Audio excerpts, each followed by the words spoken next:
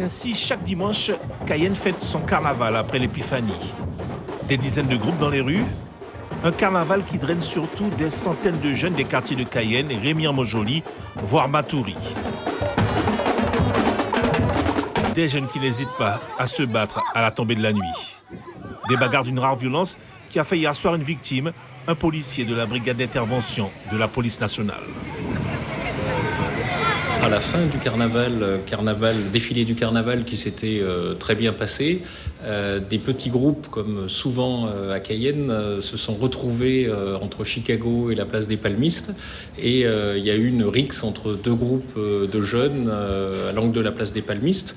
Un jeune a pris un coup de poing. La police municipale est tout de suite intervenue, appuyée par un groupe de chez moi de la compagnie d'intervention.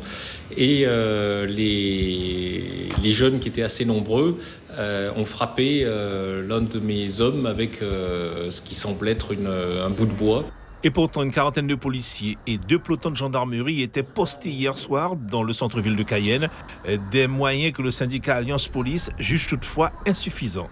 Pour nous, aujourd'hui, et le syndicat Alliance Police Nationale va le répéter plusieurs fois, il nous faut des effectifs en plus sur la Guyane pour pouvoir assurer nos missions. Vous n'étiez pas assez nombreux hier soir ? Si on avait encore été plus nombreux, je ne dis pas que ce ne serait pas passé, mais si on avait été plus nombreux, je pense que ce serait quand même mieux. Les petits jeunes, vous savez, avec l'activité internationale et nationale, ils voient qu'il y a les gilets jaunes qui attaquent forcément les policiers. Donc voilà, alors pour nous, c'est nouveau. Donc, il y a un effet de mimétisme selon vous ? Oui, tout à fait, parce que c'est trop tôt là maintenant, parce que c'est vraiment fin de carnaval qu'on voit que ça bouge, mais là maintenant, ça vient de commencer, il y a déjà ça. Donc nous, il va falloir qu'on soit très vigilants sur le terrain.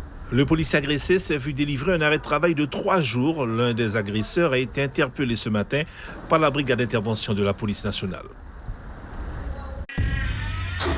Suivez l'info sur Guyana Première, télé, radio et Internet.